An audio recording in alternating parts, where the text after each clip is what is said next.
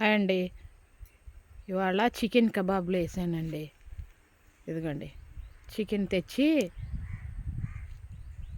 అల్లం వెల్లుల్లి పేస్టు, గరం మసాలా, ఉప్పు కారం పసుపు వేసి బాగా పట్టించి వేసానండి చికెన్ కబాబు.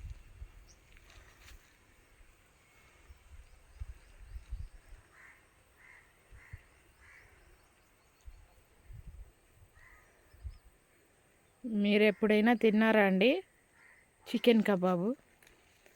ఇప్పుడు రంజాన్ పండగ వస్తుంది కదండి. మా పండగ ఒక్కొక్కసారి ఏమైనా కూరలు లేనప్పుడు ఫ్రై చేసుకొని తిందాం అనేసి వేసానండి చికెన్ కబాబ్లు. ఏమైనా చట్నీ అయినా, ఏమైనా పులుసు అయినా, ఏమైనా గోంగూర అయినా వండుకొని ఇవి నంచుకొని తింటే బాగుంటాయండి. ఇవి బాగా ఎండిన తర్వాత ముక్కలుగా కోసి డబ్బాలు పెట్టి ఉంచితే చాలా రోజులు నిలువ ఉంటాయండి, పాడవవు. రోజు కూరలు చేసుకోలేము కదండి. ఒక్కొక్కసారి కూర కూర మిగిలద్దు ఆ టైంకి. ఈ కబాబులు ఉంటే ఫ్రై చేసుకొని 2 ముక్కలు ఏదో ఒక పచ్చడో పులుసో వేసుకొని తినేయొచ్చండి.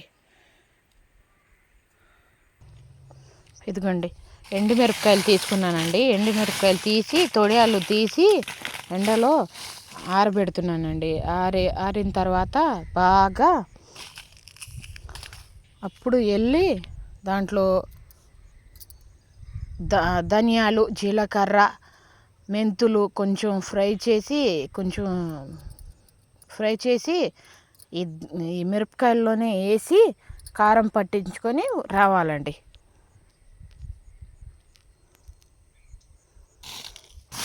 బాగున్నాయి కదండి, ఎర్రగా ఉన్నాయి. బాగా ఎండాలండి. 2 రోజులు 3 రోజులైనా ఎండాలి ఇవి బాగా. మా సొరకాయ పాదుకి సొరకాయ పడిందండి. ఎదుగండి, ఇంకా పిందలాగే ఉంది. ఇంకా పెద్దది అయిద్దండి ఆ సొరకాయ. భలే వచ్చింది బారు సొరకాయ.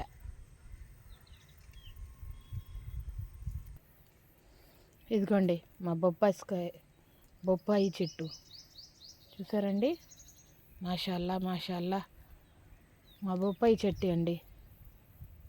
బొప్పాయి పళ్ళు ఎన్ని పడినాయో, మాషాల్లా మాషాల్లా. చూసారండి.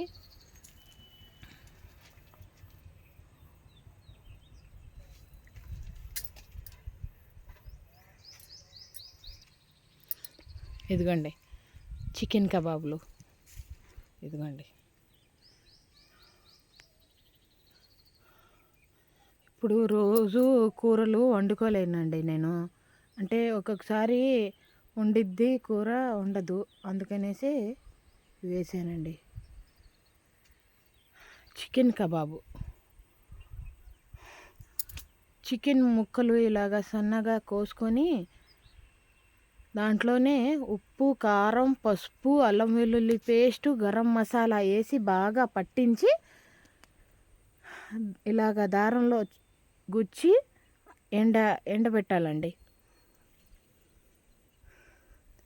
ఎండితే బాగా డబ్బాలో వేసి ఉంచితే ఎన్ని రోజులైనా ఉంటాయి, ఎన్ని నెలలైనా ఉంటుందండి, పాడవవు ఇవి కబాబులు.